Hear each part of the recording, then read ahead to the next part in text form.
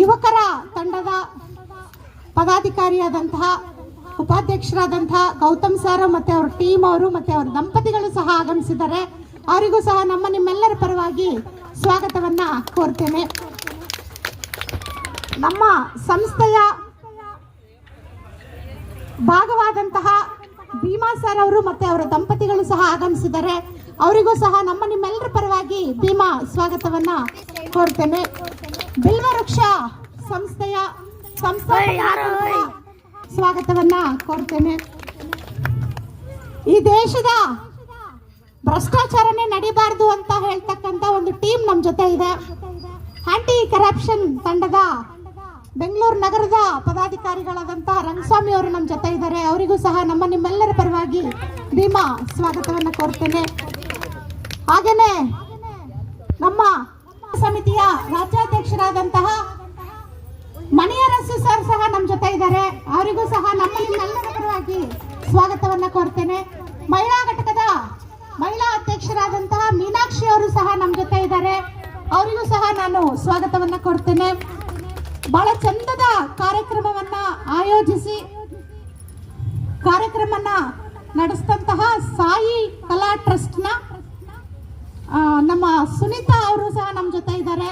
ಅವರಿಗೂ ಸಹ ನಿಮ್ಮೆಲ್ಲರ ಪರವಾಗಿ ಸ್ವಾಗತವನ್ನ ಕೋರ್ತೇನೆ. ಹಾಗೆ ಮೇರಿ ಅವರು ಸಹ ನಮ್ಮ ಜೊತೆ ಇದ್ದಾರೆ, ಮಹಿಳಾ ಮುಖಂಡರು. ಅವರು ಸಹ ನಿಮ್ಮೆಲ್ಲರ ಪರವಾಗಿ ಅವರಿಗೂ ಸಹ ನಾನು ಸ್ವಾಗತವನ್ನು ಕೋರ್ತೇನೆ. ಹಾಗೆಯೇ ಆಶ್ರಯ ನಗರದ ರಮಾಬಾಯಿ ಸ್ವಸಹಾಯ ಸಂಘದ ಪದಾಧಿಕಾರಿಗಳಾದಂಥ ಸುಧಮ್ಮ ಅವರು ಸಹ ನಮ್ಮ ಜೊತೆ ಇದ್ದಾರೆ. ಎದ್ದು ನಿಂತ್ಕೋಬೇಕಮ್ಮ, ಎಲ್ರಿಗೂ ಗೊತ್ತಾಗಬೇಕು. ಅವರಿಗೂ ಸಹ ನಾನು ಸ್ವಾಗತವನ್ನು ಕೋರ್ತೇನೆ. ನಮ್ಮ ಪೊಲೀಸ್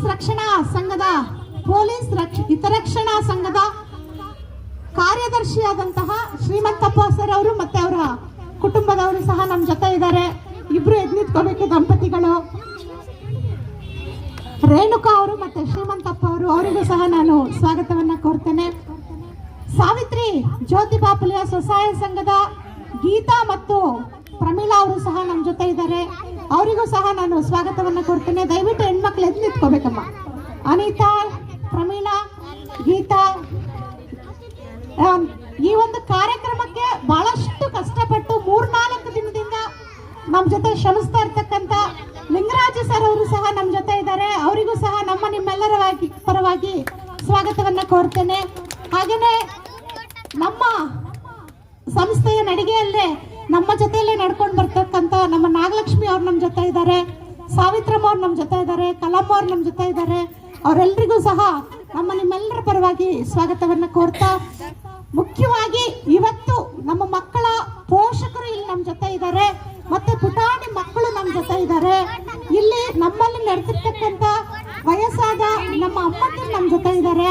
ಎಲ್ರಿಗೂ ಸ್ವಾಗತವನ್ನು ಕೋರ್ತಾ, ಇವತ್ತು ಏನು ನಾವು ಸುಗ್ಗಿ ಸಂಭ್ರಮವನ್ನ ಆಚರಣೆ ಮಾಡಿದ್ವಿ, ಈ ಒಂದು ಕಾರ್ಯಕ್ರಮಕ್ಕೆ ಎಲ್ಲರೂ ಸಹ ಭಾಗವಹಿಸಿ ಪೊಂಗಲ್ ಕಾಂಪಿಟೇಷನ್ ಅಲ್ಲಿ ಸಹ ಎಲ್ಲರೂ ಭಾಗವಹಿಸಿದ್ದೀರಾ. ಅವರಿಗೆ ಇವತ್ತು ಬಹುಮಾನ ವಿತರಣೆ ಇದೆ.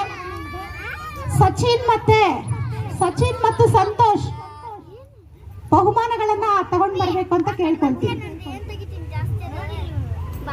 ಈಗಾಗಲೇ ಆಗಮಿಸ್ತಿರ್ತಕ್ಕಂಥ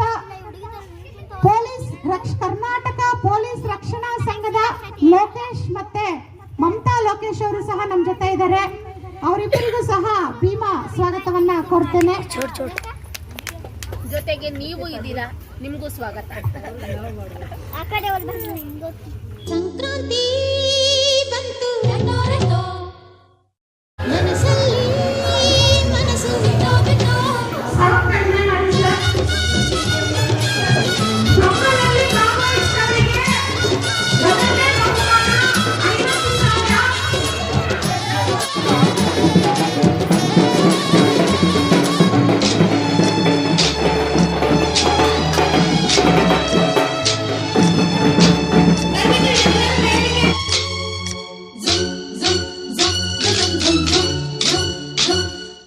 ಸಂಕ್ರಾಂತಿ ಬಂತು ಮನಸ್ಸಲ್ಲಿ ಮನಸ್ಸು ಎಳ್ಳು ಬೆಲ್ಲ ತೀರಾಯಿತು ಕೊಟ್ಟು ತಗೋ ಮಾತಾಯಿತು ಮುತ್ತಾಯಿತು ಮೊತ್ತಾಯಿತು ಮೈಯಲ್ಲಿ ಏರುತ್ತಿದೆ ಮಮಥನ ಅಂಬುಗಳು ಸಂಕ್ರಾಂತಿ ಬಂತು ಮನಸ್ಸಲ್ಲಿ ಮನಸ್ಸು ಎಳ್ಳು ಬೆಲ್ಲ ತೀರಾಯಿತು ಕೊಟ್ಟು ತಗೋ ಮಾತಾಯಿತು ಮುತ್ತಾಯಿತು ಮತ್ತಾಯಿತು ಮೈಯಲ್ಲಿ ಏರುತ್ತಿದೆ ಮನ್ಮಥನ ಅಂಬುಗಳು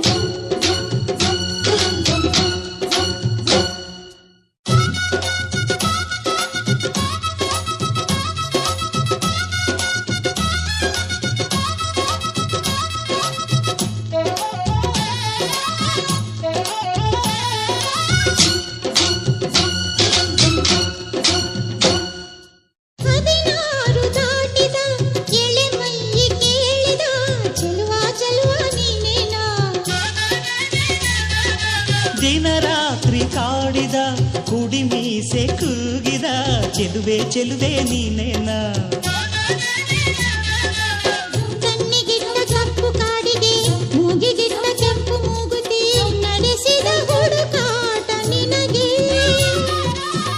ಅತ್ತ ಇತ್ತ ಆಡೋ ಮನಸ್ಸು ಚಿತ್ತಭಂಗ ಮಾಡೋ ಕನಸು ನಡೆಸಿದ ಪರದಾಟ ನಿನಗೆ ಮಹಾರಾಜ ನನ್ನ ಜೊತೆಗಾರ ಮಾರಾಣಿ ನನ್ನ ಜೊತೆಗಾತಿ ಸುಗ್ಗಿ ಕಾಲದಂತೆ ಸುಗ್ಗಿ ಹಾಡಿನಂತೆ ನೀ ಬಂದೆ ನನ್ನ ಬಾಳಿಗೆ ಸಂಕ್ರಾಂತಿ ಬಂತು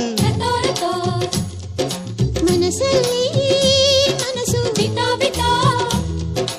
ಎಳ್ಳು ಬೆಲ್ಲ ತೀರಾಯಿತು ಕೊಟ್ಟು ತಗೋ ಮಾತಾಯಿತು ಮುತ್ತಾಯಿತು ಮತ್ತಾಯಿತು ಮೈಯಲ್ಲಿ ಏರುತ್ತಿದೆ ಮನ್ಮಥನ ಅಂಬುಗಳು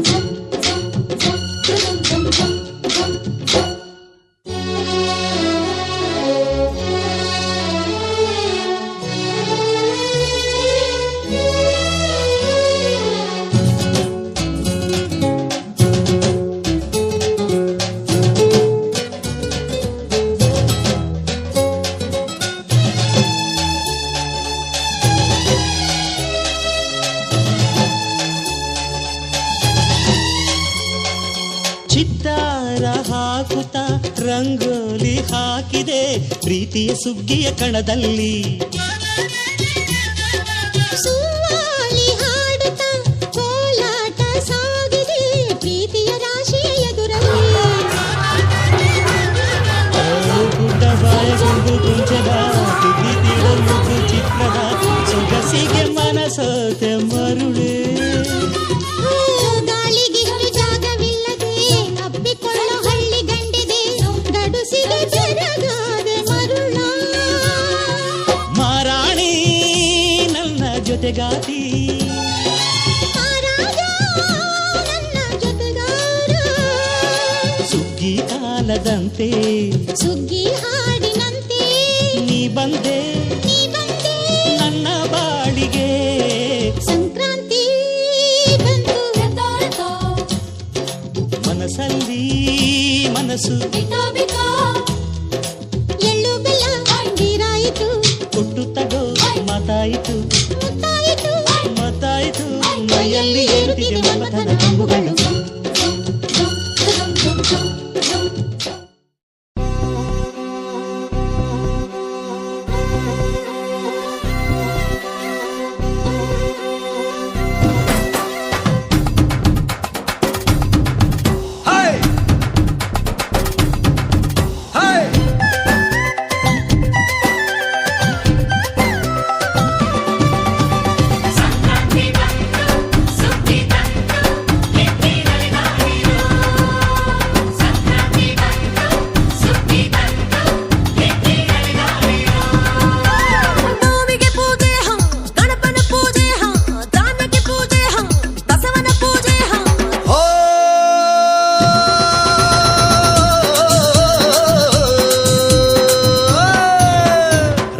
ರಂಗು ಹಳ್ಳಿ ರಂಗೋಲಿ ತೆಂಗು ಕಂಗು ಚಿಕೋ ಜೋಕಾಲಿ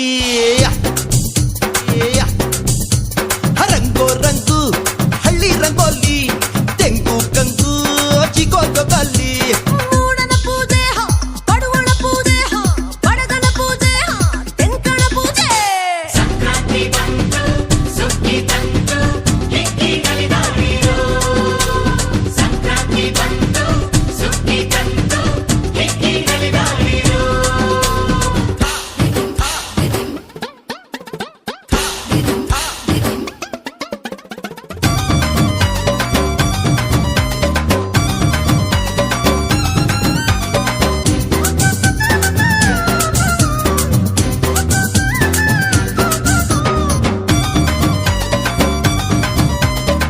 ಬರುವ ಸ್ವಾತಿಗೆ ಹರುಷ ಭೂಮಿಗೆ ಕೆಸರು ಕೈಯಲ್ಲಿ ಮೊಸರು ಬಾಯಲಿ ಬೇಕೇ ಬೇಕು ನಗು ಬಾಳಿಗೆ ನಕ್ಕಾಗಲೇ ಸುಖ ಏಳಿಗೆ ಸೂಜಿ ಸುರಜಾಜಿ ವಯ್ಯಾರ ನೋಡು ಮಾವು ಎಳೆಬೇವು ನೋಡು ಈ ಭೂಮಿ ಬಣ್ಣದ ಬುಗುರಿ ಆ ಶಿವನೇ ಚಾಟಿ ಕಣು ಈ ಬಾಳ ಸುಂದರ ನಗರಿ ನೀನಿದರ ಮೇಟಿ ಕಣು ನಿಂತಾಗ ಬುಗುರಿಯಾಟ ಎಲ್ಲಾರು ಒಂದೇ ಓಟ ಕಾಲಾಕ್ಷಣಿಕ ಕಣು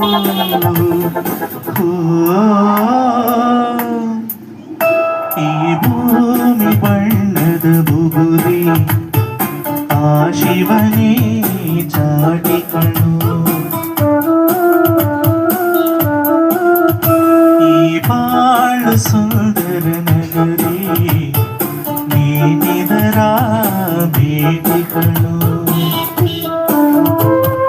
ಸಬಲೀಕರಣಗೊಳಿಸುವಂತ ಬಹಳಷ್ಟು ಕೆಲಸಗಳನ್ನ ಮಾಡ್ತಾ ಇದ್ದಾರೆ ಲೋಕೇಶ್ ಚಂದ್ರಣ್ಣವರು. ಈ ಒಂದು ನಮ್ಮ ಸುಗ್ಗಿ ಸಂಭ್ರಮದ ವಿಚಾರವನ್ನು ಕುರಿತು ಒಂದು 2 ನಿಮಿಷ ಅವರು ಮಾತಾಡ್ತಾರೆ. ಅವ್ರು ಮಾತಾಡಿದ್ರೆ 2 ಅವರ್ ಬೇಕಾದ್ರೂ ಮಾತಾಡ್ತಾರೆ.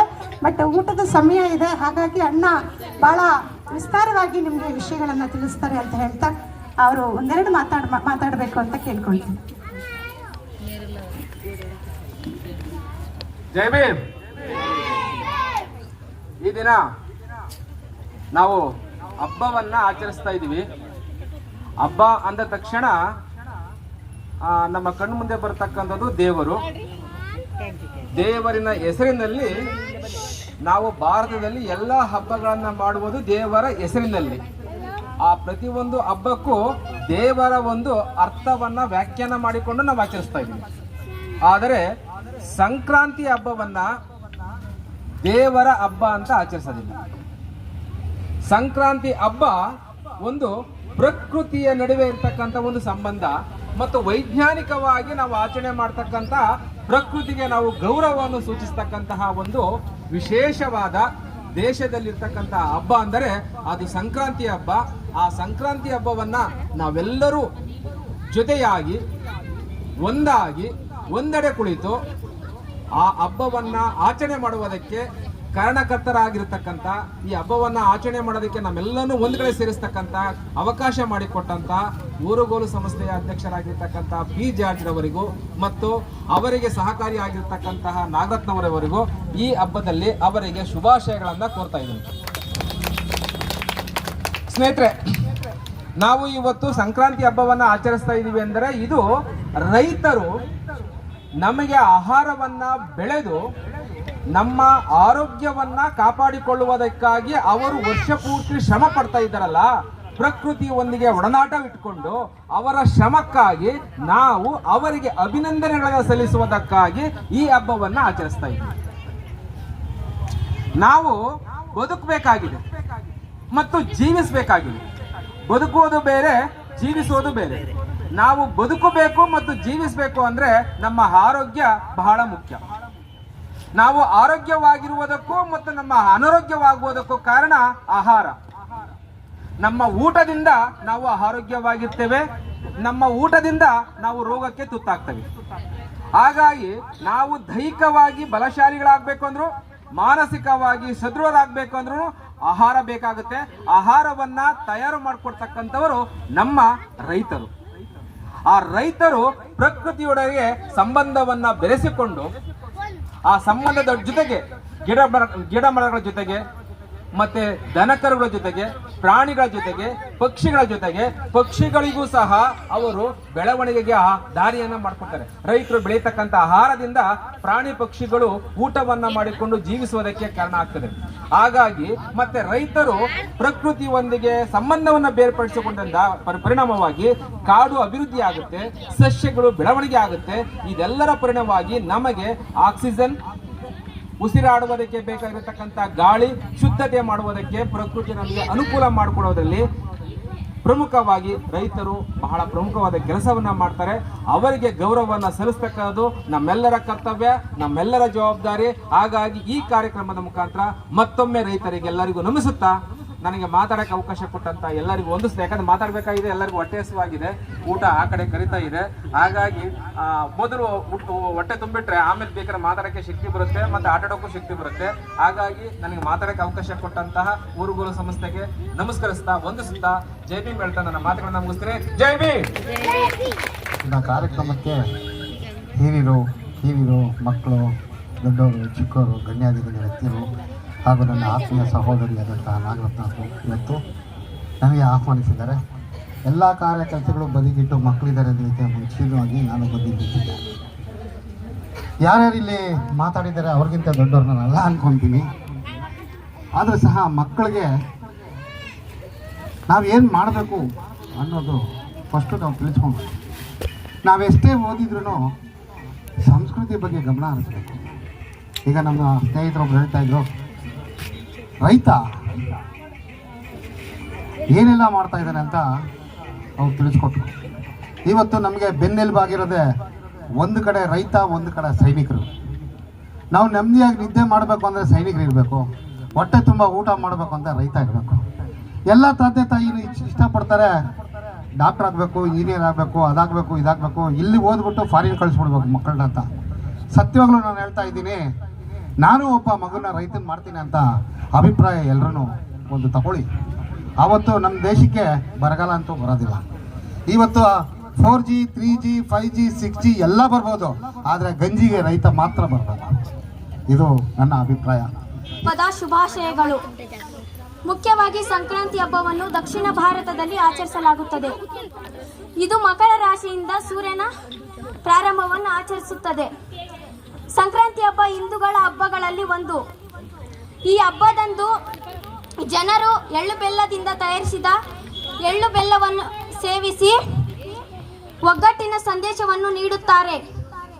ಗಾಂಭೀರ್ಯವ ತೊಟ್ಟು ಎಂಬ ದೇವಾಲಯಕ್ಕೆ ಹೋಗಿ ಪೂಜೆಯನ್ನು ಸಲ್ಲಿಸಲಾಗುತ್ತದೆ. ಈ ಹಬ್ಬ ಕೈಗಾರಿಕೆ, ಕೃಷಿ ಮತ್ತು ಹೊಸ ಸಾಲಿನ ಆರಂಭವನ್ನು ಸೂಚಿಸುತ್ತದೆ. ಈ ಹಬ್ಬ ಒಗ್ಗಟ್ಟು, ಶಾಂತಿ ಹಾಗೂ ಸಮೃದ್ಧತೆಯ ಸಂಕೇತವಾಗಿದೆ. ನೀವೆಲ್ಲರೂ ಸಂಕ್ರಾಂತಿ ಅಂದರೆ ಜನವರಿ 14 ಅಥವಾ 15ನೇ ತಾರೀಕಿಗೆ ಬರುತ್ತಂತ ಅಂದುಕೊಂಡಿದ್ದೀರಾ? ಹಾಗಾದರೆ ಅದು ತಪ್ಪು. ಸಾವಿರಾರು ವರ್ಷಗಳಿಂದ ಸಂಕ್ರಾಂತಿ ಡಿಸೆಂಬರ್ 31ಕ್ಕೆ ಬರುತ್ತೆ. ಸ್ವಲ್ಪ ವಾಲಿಕೊಂಡರಿಂದ ಇದು ಜನವರಿಗೆ ಸೆಟಲ್ ಆಯಿತು. ಎರಡನೇ ವಿಷಯ, ಕಿಚ್ಚು ಹಾಯಿಸುವುದು ಕೇವಲ ಆಚರಣೆ. ಸುಗ್ಗಿ ಕಾಲದಲ್ಲಿ ದನಕರುಗಳಿಗೆ ಕ್ರಿಮಿಕೀಟ ಸಾಯಿಲಿ ಅಂತ ನಮ್ಮ ಹಿರಿಯರು ಮಾಡಿದ ಸಂಪ್ರದಾಯ. ಮೂರನೇ ವಿಷಯ, ಚಿಕ್ಕ ಮಕ್ಕಳ ಮೇಲೆ ಬೋರ್ಗರೆಯನ್ನು ಯಾಕೆ ಸುರಿಯುತ್ತಾರೆ? ಯಾಕಿರ್ಬೋದು? ಯಾಕಂತ ಹೇಳಿದ್ರೆ ನಾವು ಚಳಿಗಾಲದಲ್ಲಿ ಈ ಹಣ್ಣಿನಲ್ಲೇ ಮುಳುಗಿರೋದು. ಇದೊಂದು ನಾವು ಸಂಪ್ರದಾಯ ಅಂತ ತಿಳ್ಕೊಬೋದು. ಮತ್ತೊಮ್ಮೆ ನಿಮ್ಮೆಲ್ಲರಿಗೂ ಸಂಕ್ರಾಂತಿ ಹಬ್ಬದ ಶುಭಾಶಯಗಳನ್ನು ಕೋರುತ್ತಾ ನನ್ನ ಮಾತುಗಳನ್ನು ಮುಗಿಸುತ್ತೇನೆ. ಧನ್ಯವಾದಗಳು.